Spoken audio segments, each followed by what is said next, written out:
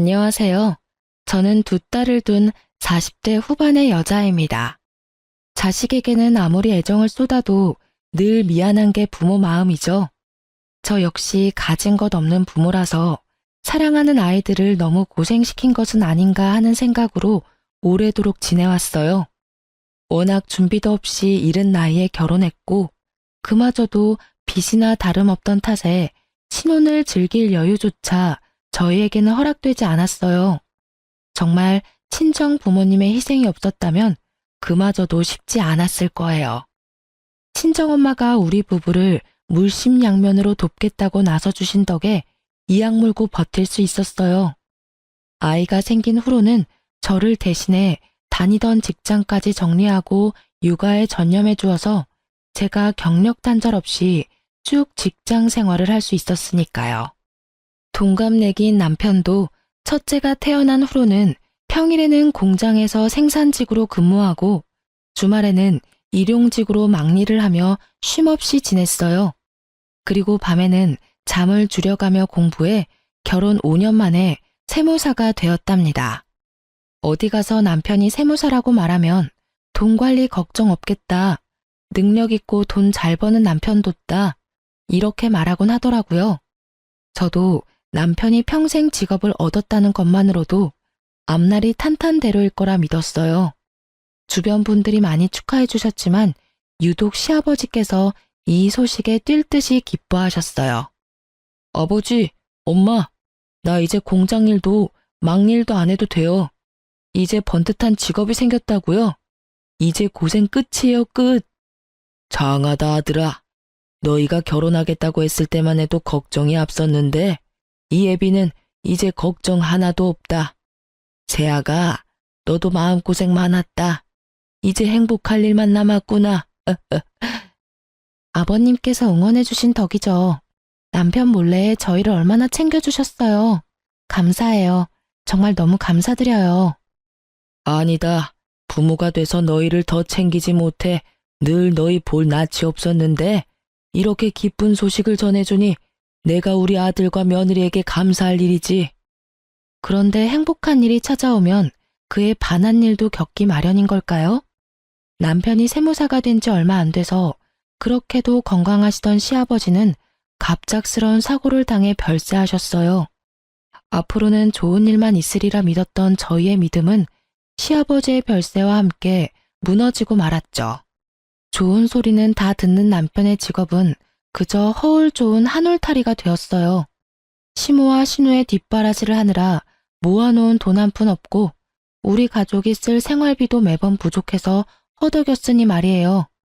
시아버지의 사별로 홀로 서기를 해야 할 시어머니는 한 번도 자신의 힘으로 돈을 벌어본 적이 없어 무섭다는 이유로 사회생활을 하려고 하지 않았고 나이만 먹었지 여전히 철없이 구는 신우는 자신을 통제하던 시아버지가 없으니 물 만난 고기처럼 하루가 멀다 하고 사고를 쳐댔어요. 아이들이 커갈수록 돈이 많이 드는데 남편이 시댁 챙기겠다고 나서니 우리 가족까지 시댁을 위해 희생해야 했고 어쩔 땐 손해까지 감수해야 했어요. 거기다 시아버지가 세상을 떠난 뒤 그렇게도 자상하던 시모가 마치 다른 사람이라도 된 듯 돌변해서 목소리까지 커지니 감당이 되지 않았어요. 시아버지와 막 사별했을 당시는 시어머니께서 큰 슬픔에 빠져 걱정이 많았는데 마음을 추스르고 난 후에는 온 가족을 주무르려는 독재자에 불과했어요.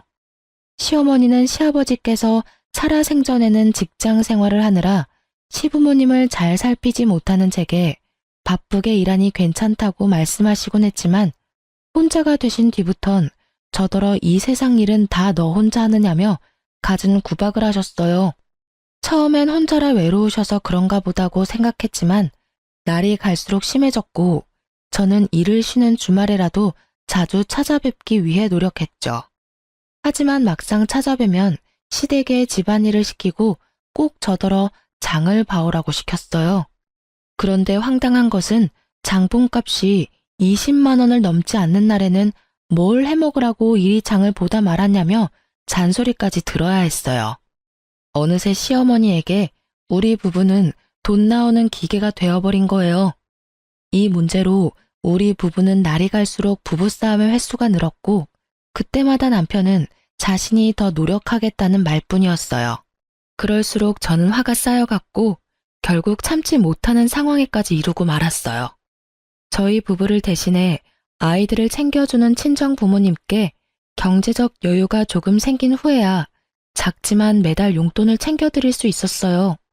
하지만 남편이 시댁을 챙기기 시작하면서 그나마 챙겨드렸던 용돈까지 줄였는데 나중에는 저더러 몇 달만 친정 부모님께 드리는 용돈을 끊자는 겁니다. 이게 말이나 되는 소리인가요? 시댁에 생활비 대느라 친정 부모님께 나가는 몇십만 원을 아까워한다뇨. 저는 결국 남편을 대신해 이 문제를 해결하기 위해 시댁에 찾아갔어요. 어머님, 연락도 없이 찾아와 이런 말씀까지 드리게 돼서 죄송하지만 남편이 챙겨드리는 생활비 대신 매달 용돈으로 드릴까 해요.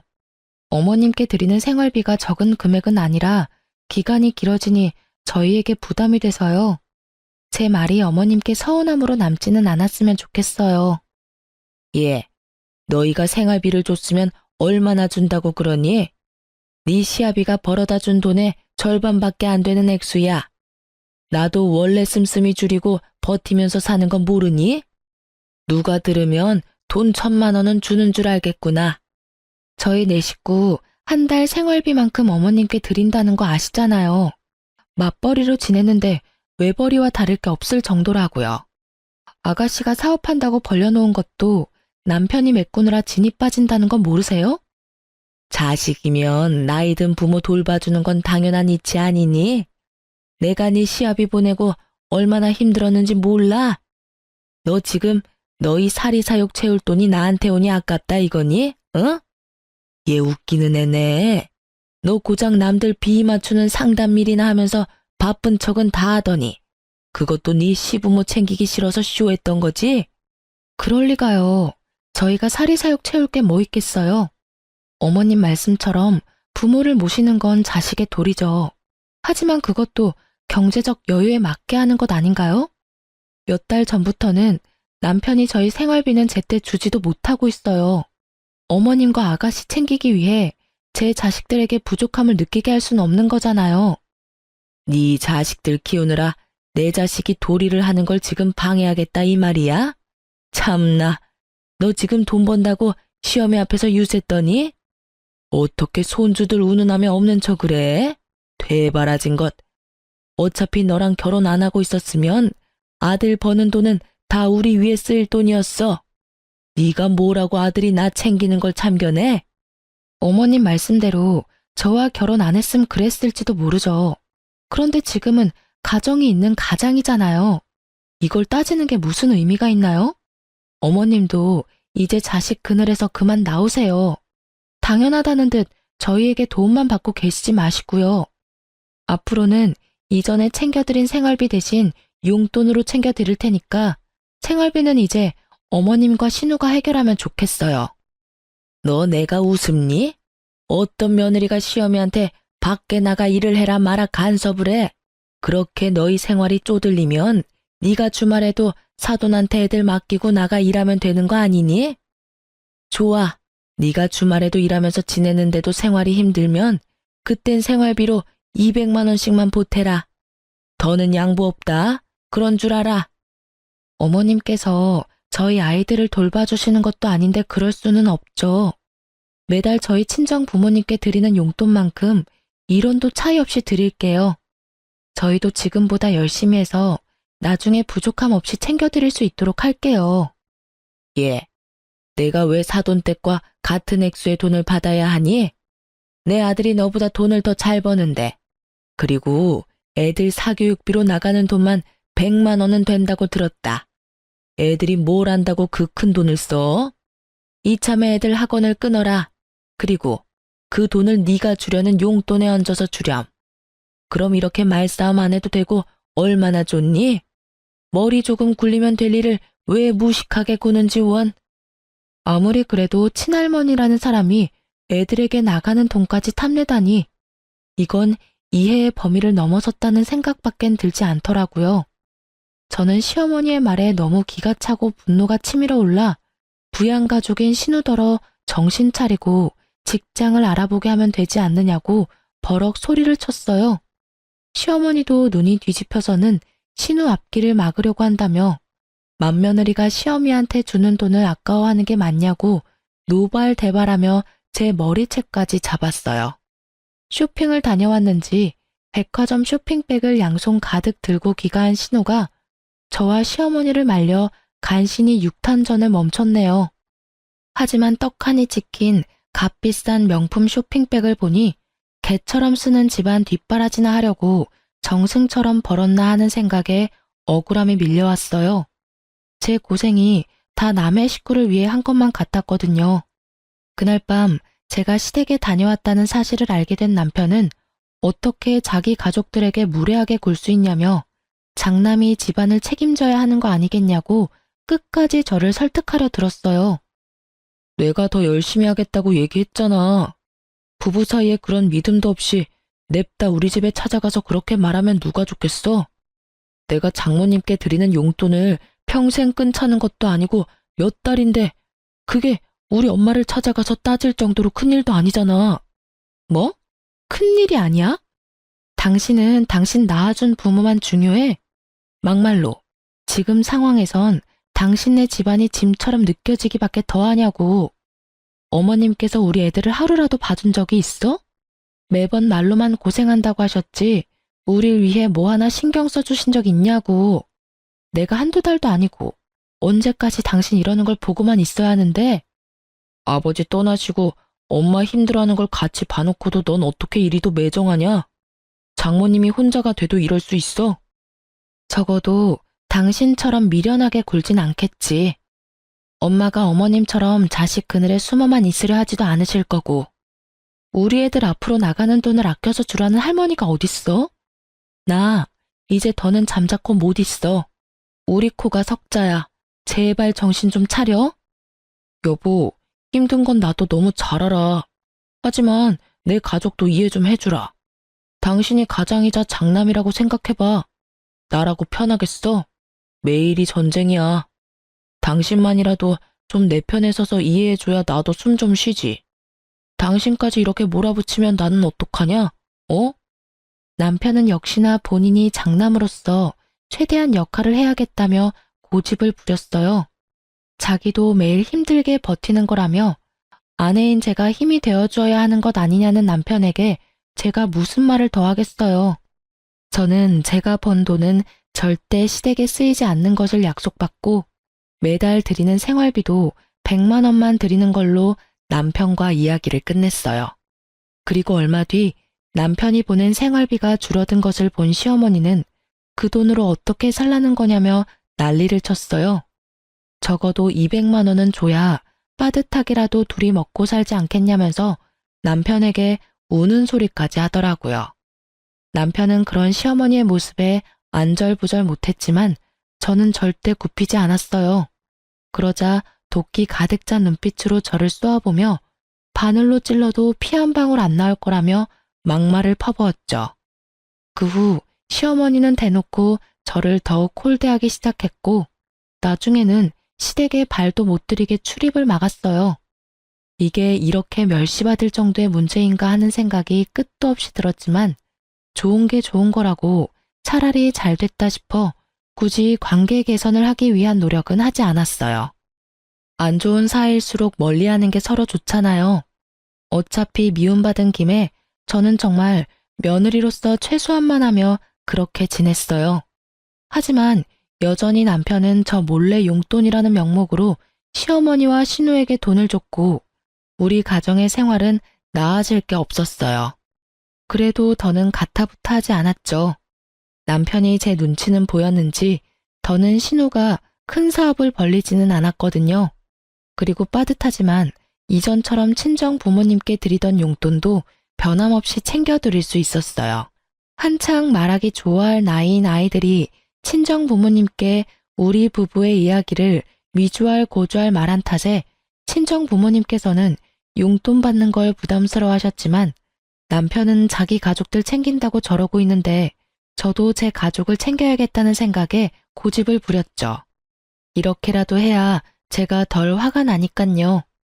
그렇게 아끼고 아끼며 지내기를 수년, 늘 어린이로 멈춰 있을 줄만 알았던 우리 딸들이 어느새 커서 사춘기에 접어들었어요.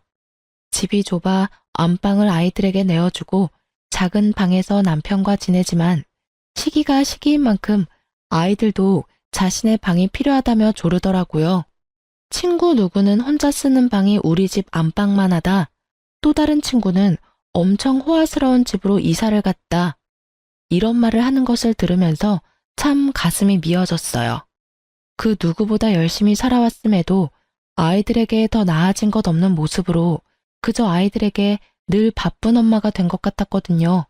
그래도 딱 하나, 제가 지금도 잘했다고 생각되는 한 가지는 그 힘든 와중에도 한 푼 두 푼 아무도 모르게 모았다는 것이었어요. 장장 20년이라는 세월 동안 말이에요. 없는 형편에 허리띠 졸라매고 살면서도 이 돈만큼은 없다고 여기며 지내왔거든요. 저는 다른 건 몰라도 앞으로도 이 허름하고 좁디 좁은 집에서 살지는 않아야겠다고 다짐했어요. 딸들이 더는 잘 사는 친구를 부러워하며 주눅들지 않았으면 했어요. 그래서 20년 동안 모으고 모은 돈으로 평생 살 괜찮은 집을 사야겠다고 결심하게 됐죠. 그 뒤로 저는 짬짬이 시간을 내서 이사 갈 집을 알아보러 다녔어요. 그렇게 지내기를 3개월, 드디어 제 마음속에 쏙 드는 집을 찾게 되었고 계약까지 하게 되었어요. 그리고 계약서를 받아온 그날 남편과 딸들을 거실에 앉히고 계약서를 보여주며 이사를 할 거라는 사실을 알렸죠. 아주 짧은 시간 정적이 맴돈 뒤는 기뻐 날뛰는 아이들의 모습을 볼 수 있었어요. 남편은 사실 여부를 몇 번이나 확인한 뒤에야 눈물까지 글썽이더라고요. 미련한 자신 때문에 늘 피해보는 가족에게 면목이 없긴 했는지 저를 부둥켜 안고는 자신이 고생만 시켰는데 제 덕까지 보게 되어 미안하고 고맙다면서 한참을 북받친 감정을 추스르기 바빴어요. 이사갈 새 집을 보러 간 날은 집을 샀다는 사실을 알린 그 주 주말이었어요. 초대하지 않은 사람과 함께 구경하러 가게 될 줄은 몰랐지만요. 이사할 집을 가보기로 하고 나갈 채비를 한창 하고 있을 때 갑자기 누군가 초인종을 눌렀어요. 네, 시어머니가 연락도 없이 대뜸 우리 집에 찾아왔던 거예요. 어떻게 알았는지 제가 구태여 말하지 않았음에도 제가 집을 샀다는 걸 이미 알고 계시더라고요. 더 웃긴 것은 저를 못마땅해 하며 시댁엔 오지도 못하게 했던 분이 제 돈으로 집을 마련했다고 하니 어쩜 그렇게 다른 사람처럼 저를 대하시던지 남편에게나 보여주던 살가운 모습으로 제 이름을 사근사근 부르며 말하는데 당혹스럽기까지 하더라고요. 예, 지우 엄마야. 그간 고생 많았다. 우리 며느리가 이렇게 능력 있고 알뜰한 애였다는 걸 다시 한번 새삼 깨닫는구나. 어쩜 이렇게 기특한 며느리를 뒀을까 싶다니까. 아, 어머님, 무슨 그런 말씀을 하세요. 이전엔 저를 그렇게나 미워하셨잖아요. 어머, 내가 언제 널 미워했어? 그냥 시댁을 챙기는 게 부담스럽다는 말에 내가 상처를 조금 받아서 서운했던 거지. 내가 섭섭한 마음에 내게 모나게 굴었던 점은 마음에 담아두지 말렴. 내가 생각해도 그때 내가 너무 어리석었다 싶어. 그래, 엄마. 서운할 수 있지만 그래도 우리 다 가족인데 좋게 풀려서 다행이다. 엄마가 그렇게 먼저 말씀해 주시니까 지우 엄마도 마음이 좀 풀릴 거야. 우리 가족 화목한 분위기 너무 좋다. 이사 가려니까 가족 사이도 더 돈독해지려나 봐. 먼저 그렇게 말씀해 주시니 제가 몸둘 바를 모르겠네요. 그래도 용기 내서 좋은 말씀도 해주시고. 앞으로는 모나게 굴지 않으마. 내가 더 성숙하게 대했어야 했는데 그러지 못했어. 앞으로는 딸처럼 여기며 지내마. 너도 안 좋은 감정이 남아있다면 풀었으면 좋겠구나. 다 늙어서 나 챙길 건 우리 며느리랑 장남밖에 더 있겠니? 너희 부부가 노후를 보낼 소중한 공간이니 내가 꼭 한번 가보고 싶어서 이렇게 왔는데 불편해하지 않았으면 하구나. 그럼 어서 더 늦기 전에 출발하는 게 어떻겠니? 마음 같아서는 이 가식덩어리인 시어머니를 당장이라도 함께 갈 수 없으니 그만 돌아가시라고 말하고 싶었지만 이렇게까지 굽히는 모습에 꾹 참았어요. 저도 괜히 아이들 앞에서 시어머니에게 못되게 굴 수도 없었고요. 함께 저희 차로 새로 이사갈 집을 향해 가는데 차에서도 내내 우리 부부의 칭찬을 늘어놓기 바빴어요. 남편과 제가 궁합이 잘 맞아서 이렇게까지 성공할 수 있었다느니 제가 능력이 없다 했지만 실은 남편보다 훨씬 대단하다느니 그렇게 무시할 때는 언제고 이제 와서 왜 저러나 싶으면서도 나쁘게 말하지 않는 게 다행인 건가 싶기도 하더라고요. 그렇게 속에도 없는 제 칭찬을 늘어놓는 시어머니의 말을 듣다 보니 새 집에 도착했어요. 시어머니는 애들보다도 더 떨린다고 요란법석을 떨었어요. 하지만 좋은 게 좋은 거라고 결혼 20년 만에 처음으로 저희 부부가 이사하는 거니 시어머니도 기대가 되나 보다 하고 넘겼어요. 집 내부를 살피는데 시어머니 눈이 반짝반짝 빛을 내며 구경하다가 갑자기 꼬치꼬치 캐묻기 시작하는 거예요. 그런데 사람이 참 이상하죠. 관심이라고 여기고 좋게 생각하려는데 자꾸 시어머니를 볼수록 싸한 기분이 드는 겁니다. 거기다 이 방은 이렇게 쓰면 좋겠고 가구는 이렇게 놓으면 딱 맞다. 저 방은 드레스룸으로 딱이다며 방마다 쓰임을 정하듯 말하면서 발코니까지 샅샅이 보더라고요. 오죽하면 둘째 딸이 시어머니에게 누가 보면 할머니가 이사 오는 줄 알겠다. 할머니도 우리가 이사하는 게 그렇게 좋아? 라고 물어볼 정도였죠. 그 말을 들은 시어머니는 들뜨는 걸 어쩌겠냐며 호탕하게 웃으셨어요. 실로 새 집을 보고 돌아온 이후 큰 사건 없이 평안한 일상을 보냈어요. 시어머니가 저를 대하는 태도까지 시아버지가 살아계실 때처럼 살가워지더라고요. 그래서 집 구경을 갔던 날 느꼈던 그 불안한 기분은 틀어진 관계에서 비롯된 제 착각이었나 싶더라고요. 지금 생각해보면 착각이길 바랬나 싶네요.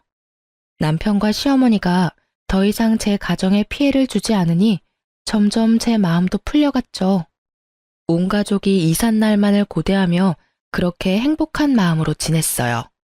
뒤에서 시어머니가 어떤 작당 모의를 하는 줄도 모른 채 이제야 모든 게 잘 풀리는 것 같다고 바보 같은 생각까지 하면서요. 그러나 어김없이 우리 가족의 이사 당일 문제가 터지고 말았습니다. 한 집에서 20년을 사니 어찌나 짐이 많던지 이삿짐 센터에 사다리차까지 부른 대이사였어요. 그래서 이른 아침부터 준비해 일찍이 짐을 옮겨 차에 싣고 새 집으로 향했죠. 도착해서는 저와 남편이 본격적인 이사를 위해 현관문을 열어두려고 불이 나게 새 집으로 올라갔어요. 그러곤 들뜬 마음으로 현관 도어락을 누르는데 무슨 일인지 자꾸 틀렸다는 소리만 날 뿐 문이 열리지 않는 거예요. 남편과 저는 당황스러움을 감추지 못했어요. 저번 집 구경을 왔을 때 우리 가족만 알 수 있도록 비밀번호를 바꾸고 여러 차례 확인까지 했기 때문에 부동산에 물어볼 수 없는 노릇이었거든요. 남편과 제가 번갈아 해보았지만 굳게 닫힌 문은 열리지 않았고 5번 정도 틀리니 처음 듣는 소리가 한참을 울리다 멈췄어요. 그런데 그 소리가 멈추고 5분쯤 흘렀을까요? 절대 열리지 않던 현관이 안에 있는 누군가에 의해 맥없이 열렸고 곧 집에서 나온 사람을 보고 저는 기함했어요. 마치 자기 집인 듯 누가 이렇게 시끄럽게 하냐며 성이 잔뜩 난 목소리를 하며 나온 사람은 바로 신우이였죠.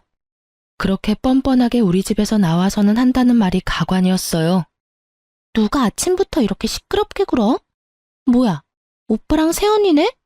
이른 아침부터 무슨 일이에요? 남의 집 도어락은 왜 그렇게 눌러대서 사람 잠을 다 깨워요? 아가씨가 왜 내 집에서 나와요? 이게 다 어떻게 된 일이에요? 도대체 어떻게? 누가 보면 진짜 언니네 집인 줄 알겠네. 상황 파악이 안 되나 본데 지금 내 집에 쳐들어오려는 모양새인 거 모르겠어요? 그게 무슨 소리야? 분명 엄마도 우리가 이사올 새 집이라고 같이 구경까지 왔었는데 너 지금 이게 뭐 하는 짓이야? 어떻게 이렇게 앙큼한 짓까지 하실 수 있지? 어쩐지 사람이 갑자기 변하면 죽을 때가 된 거라던데 왜 그렇게도 미워하고 나에게 갑자기 태세 전환을 했나 했더니 이런 꿍꿍이었어. 아가씨, 당장 내 집에서 나가요. 나가라고요. 당신 그게 무슨 소리야? 꿍꿍이라니.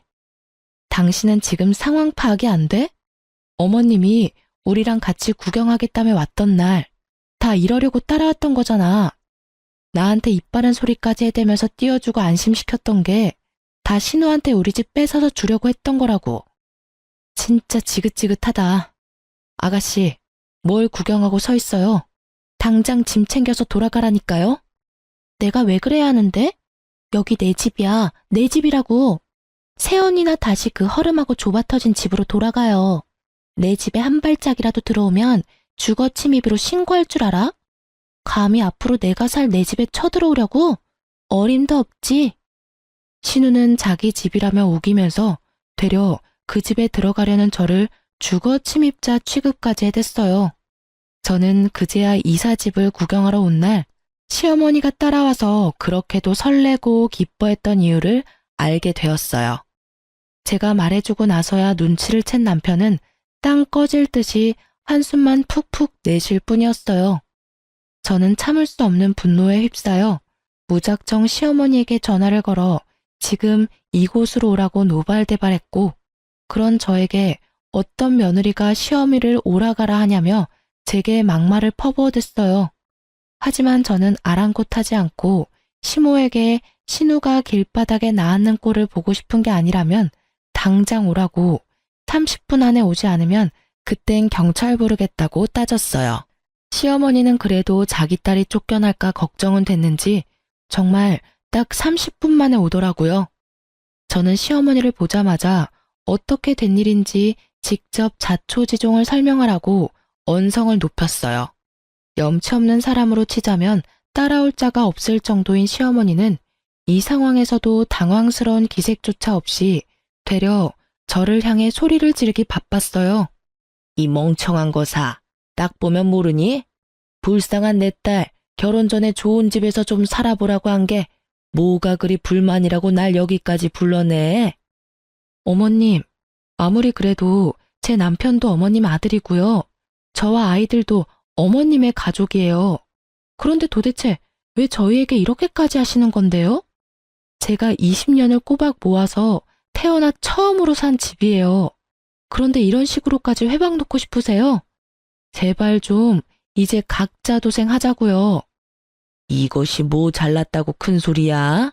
그래, 내가 너희 좋은 새 집에서 사는 게 배 아파 못 참겠어서 40이 넘어서도 부모 밑에 있는 가여운 내 딸 좋은 집에서 살라고 너희보다 먼저 들어가서 진을 치고 있으라고 시켰다.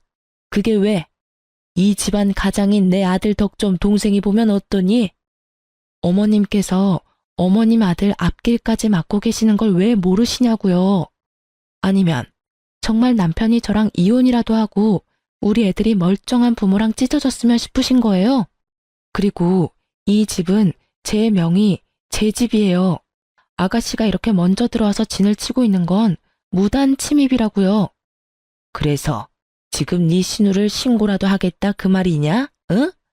이 얼빠진 것. 내가 바라는 건 별거 없어.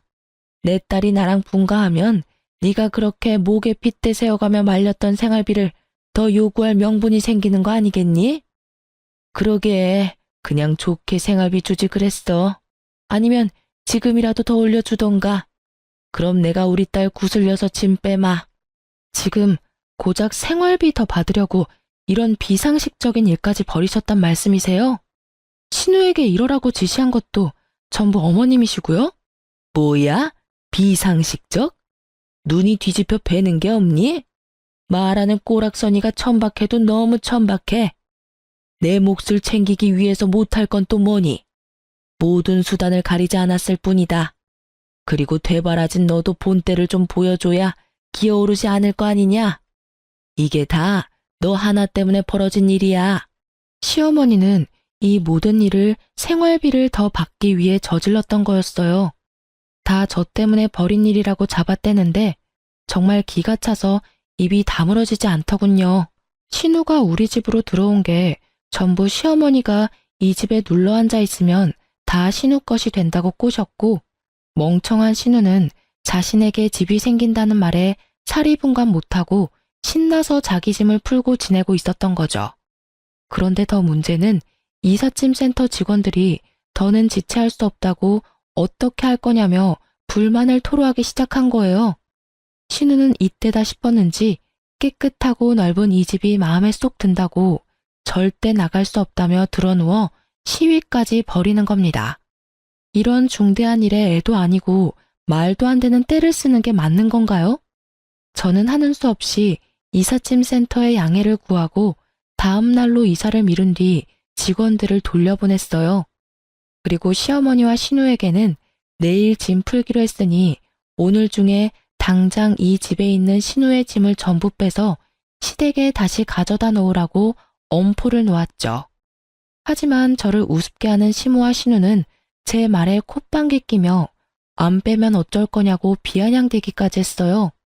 정말 머리가 지끈거리고 심장이 터질 것처럼 화가 치솟았는데 더욱 저를 미치게 만드는 건 이 상황에서도 여전히 큰 소리 한번 제대로 못 치고 입을 꾹 다물고 있는 남편의 모습이었어요. 내가 이런 꼴이나 보자고 이런 정신 빠진 시댁을 가족이라고 뒀나.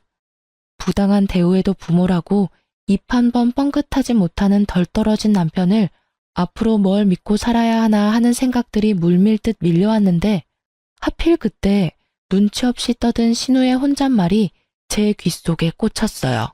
남 비위나 맞추며 굽신대는 일하면서 번 돈으로 집 마련한 게 뭐 자랑이라고 나더러 나가라 말아야? 자기가 내 오빠 아니면 능력 있는 남자를 만날 수나 있는 줄 아나. 우리 오빠가 세무사가 됐으니까 푼돈이라도 한 푼 두 푼 모아서 이 집 산 거면서. 원래 없이 살았으니까 주제에 맞게 그 집에서 쭉 살지. 무슨 이사를 하겠다고?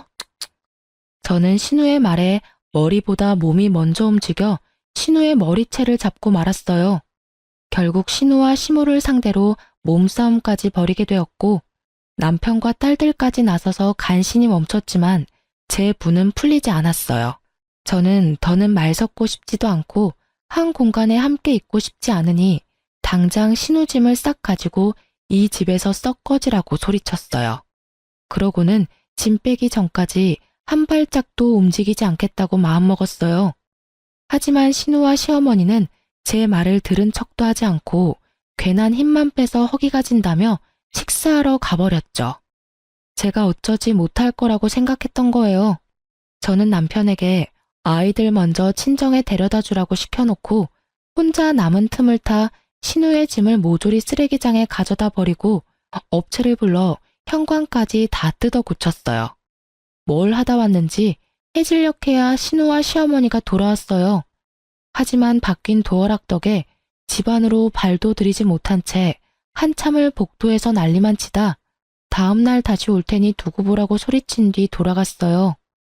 저는 미리 이삿짐 센터에 다음날 짐 옮기는 것을 일찍 했으면 한다고 부탁했고 다행히 우리 때문에 꼬인 일정이 있었다며 이삿짐 센터에서도 흔쾌히 수락해줘서 다음날 시댁 식구들이 쳐들어오기 전에 이사를 모두 마칠 수 있었어요.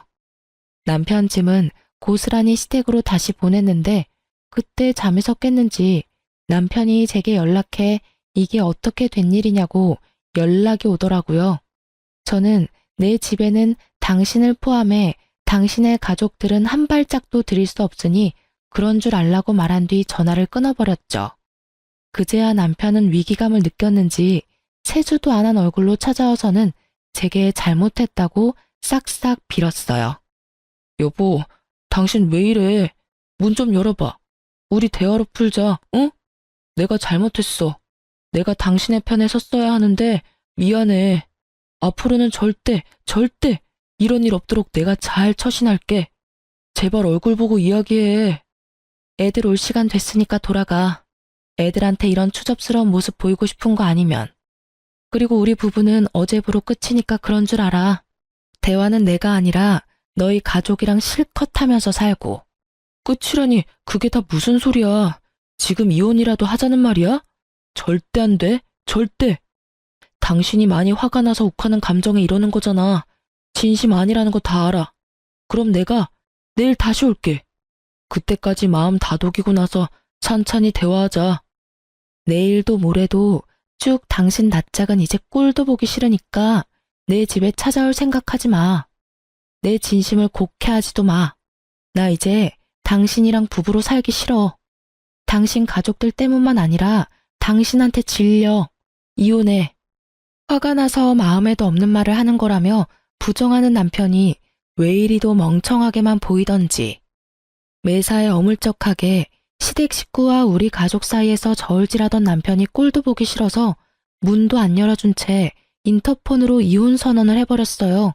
남편은 이혼하자는 말을 듣고는 울먹거리면서 안 된다고 애원하는데 이미 정이 떨어져 버린 후라 그런지 그 모습조차 소름 끼치더라고요. 저는 그런 남편에게 더는 내 남은 인생에 당신과 시댁은 끼워놓고 싶지 않다고 말했죠. 그런데 남편은 이 말을 듣고 갑자기 돌변해서는 현관을 미친 듯이 두드리며 소리쳤어요. 자식 생각은 안 하고 자기 인생만 생각하는 주제에 뭘 잘났다고 이혼을 입에 올려? 여유 생기니까 나를 짐짝 취급하는 거 아니야? 그래서 내치는 거 아니냐고. 당신만 20년을 고생하면서 살았어? 나도 당신 눈치 보랴 엄마 눈치 보랴 마음 편할 날 없이 아등바등 살아왔잖아. 그런데 이제 와서 뭐라고? 다 이러려고 그렇게 이악 물고 내 동생 내쫓은 거지? 문 열어. 문 열라고. 이제 당신 마음대로 생각해 그럼. 내 집에 무단으로 침입해서 짐까지 풀고 지낸 건 당신 동생이야. 난 내 집을 찾을 권리가 있는 거고. 내가 이런 수모를 겪으면서 언제까지 당신 가족들을 참아줘야 하는데? 남편인 당신도 아무것도 안 하고 방관이나 하고 있는데 내가 뭐하러 당신과 부부관계를 이어가고 남보다도 못한 당신 엄마랑 동생을 가족으로 여기며 살아야 하느냐고. 나도 이제부턴 내 아이들, 내 부모만 챙기면서 살 거야. 네가 혼자 네 부모한테 효도한답시고 우리 힘들게 할 때 나는 차마 내 부모님한테 못했던 효도 나도 이제부터라도 하면서 살 거라고. 그러니까 이혼해. 이혼하자고 제발. 그럼 너도 내가 내 부모 챙길 때 네 부모 챙기지 그랬어. 왜 다 내 탓을 하려고 드는 건데? 네가 못한 건 네 탓이지 내 탓이 아니야. 우리 애들 때문에라도 이혼은 절대 안 돼. 이왕 이렇게 된 거 며칠 애들이랑 시간 보내면서 잠시 생각 정리하고 다시 대화해. 남편은 성이란 성은 다 내놓고 이혼은 안 된다며 인심 쓰듯 생각 정리할 시간을 주겠다고 말하곤 돌아갔어요. 하지만 저는 아랑곳하지 않고 아이들에게 이혼에 관한 설명한 후 동의를 얻고 곧장 이혼 소장을 날렸습니다. 그런데 얼마 후 이혼 소장을 본 시어머니가 남편보다도 먼저 제 집에 찾아와서는 깽판을 쳤어요. 여태 내 아들 개고생은 다 시켜놓고 뭐? 이혼? 돈 걱정 끝나니까 내 아들을 버리겠다 이거냐? 뭐 이런 게 다 있어? 벌레만도 못한 것이 뻔뻔해도 정도가 있지. 소송 취하해. 양심도 없이 니깎게 이혼은 무슨 이혼이야? 엄마라는 것이 자식한테 죄 짓는 건 줄도 모르고. 어머님, 제가 오늘 이렇게 어머님을 마주한 이유는 그딴 소리나 들으려고 한 게 아니라 그래도 이혼을 앞둔 입장에서 마지막 예의라도 차리기 위함이에요. 이혼은 어머님이 아니라 남편과 하는 거니까 가타부타 하지 마세요. 저희 부부 이혼하겠습니다. 반대를 하시려거든 남편에게나 이야기하세요. 야, 이 되바라진 게 지금 뭐라고 주둥이를 놀리는 거야? 시어머니는 자기 분에 못 이겨 제게 마구잡이로 손을 휘두르며 듣기 거북한 막말을 쏟아냈어요. 저는 이제 정말 끝이라는 마음으로 큰 반항은 하지 않았어요. 그렇게 한참 동안 저를 괴롭히던 시어머니는 저더러 사람도 아니라며 한 번만 더 이혼 얘기를 들먹이면 그땐 진짜 가만두지 않겠다고 경고하고는 돌아가셨어요. 거울에 비친 제 몰골은 암담하더군요. 하지만 괜찮았어요. 저는 시어머니가 제게 한 막말을 전부 녹음한 파일을 챙겨 병원으로 향했고 치료받은 진단서를 떼서 곧장 시어머니를 신고했어요. 그런데 못된 시어머니와 남편은 간사하기까지 했어요. 제가 신고했다는 사실에 겁이 났는지 남편은 그제야 제게 와서는 앞으로 시모와 신우를 안 보고 살겠다며 약속할 테니 이혼 소송 취하하고 시모를 신고한 것도 제발 합의해달라며 눈물로 호소하더라고요. 시어머니도 다 늙은 자신의 앞날이 걱정됐는지 문제가 커졌다는 것을 알고는 제게 무릎까지 꿇고 손이 발이 되도록 용서를 구하더군요. 그러면서 하는 말이 제가 아들 덕을 보는 것 같아 눈에 뵈는 게 없었다나요? 더 이상 저희 부부에게 돈 달라는 말도 하지 않겠다는 뻔뻔한 거짓말까지 하는데 우습기 짝이 없더라니까요. 뭐든 때가 있는 건데 왜 그걸 여태 알지 못했는지. 처량한 두 모자의 신세를 보고 있자니 한심할 뿐. 긴 세월 겪은 멸시와 차별도 모자라 제가 힘들게 산 아파트까지 공짜로 가져가려 했던 몰상식한 인간들을 용서할 마음은 눈꼽만큼도 들지 않았어요. 그래서 남편과의 일도 시모와의 문제도 법정에서 그 시시비비를 가려 깔끔하게 정리했답니다. 한동안 전남편과 시모가 저를 찾아와 바짓가랑이를 붙들어대는 통에 다른 이유로 골머리가 썩긴 했지만 그래도 통쾌했어요. 그렇게 무시하던 저에게 법이 무서워 애원하는 꼴이라니 말이에요. 거기다 이혼 후 면접 교섭일이면 딸들이 전남편을 만나고 왔는데 그럴 때면 애들이 한숨을 푹푹 내쉬게 물어보니 자기들을 만나러 나온 전남편의 모습이 남루하기 짝이 없어서 마음이 답답하다고 하더라고요. 그런데 나중에야 전남편이 왜 그런 꼴을 하고 나오는지 알게 되었어요. 그게 전부 딸들에게 동정을 사기 위해 쇼를 벌인 것이었죠. 아이들과 있을 때 전남편이 신우와 통화를 하고 온 적이 있는데 애들 앞에서 좀 불쌍하게 보여야 애들이 엄마한테 다시 합치면 안 되냐며 말할 거고 애들 부탁이면 애 엄마도 들어준다며 김칫국 시원하게 마신 둘이었어요. 그 통화 내용을 들은 딸들은 그 후로 전남편에 대한 마음이 돌아서서 전남편을 보고 싶어 하지도 만나지도 않았어요. 연락도 하지 않을 정도로 큰 실망을 하게 된 거죠. 결국 전남편은 괜한 꾀만 부리다 자식들과도 멀어지게 된 거예요. 지금은 제 노력으로 얻은 이 집에서 딸들과 복닥거리며 행복한 나날을 지내고 있어요. 긴 세월 텔레마케터로 일한 덕에 얼마 전 좋은 곳에서 스카우트 제의라는 것도 처음 받아보았네요. 막 이혼했을 당시는 벌이가 넉넉지는 않아 여전히 아끼며 지냈는데 이 기회를 잡아 꽤 높은 직위로 진급까지 한 거 있죠. 이제는 그 누구도 제게 무능하다고 손가락질 못할 만큼 능력 있는 엄마가 되었어요. 아이들에 대한 걱정이 많았지만 제 걱정이 무색할 정도로 우리 아이들은 밝고 씩씩하게 자신들의 삶을 개척해 나가는 중이랍니다. 이전과는 달리 가장의 위치에서 딸들을 믿어주고 또 온전히 응원할 수 있는 이 생활이 참 꿈만 같네요. 앞으로도 아빠의 빈자리가 느껴지지 않도록 저는 제 위치에서 아이들과 저 자신을 위해 열심히 그리고 행복하게 지내고 싶어요. 지금부터 시작되는 인생 2회차는 더없이 보람차고 멋들어지게 살아보려 하니 많은 응원 부탁드립니다. 모두 행복하세요.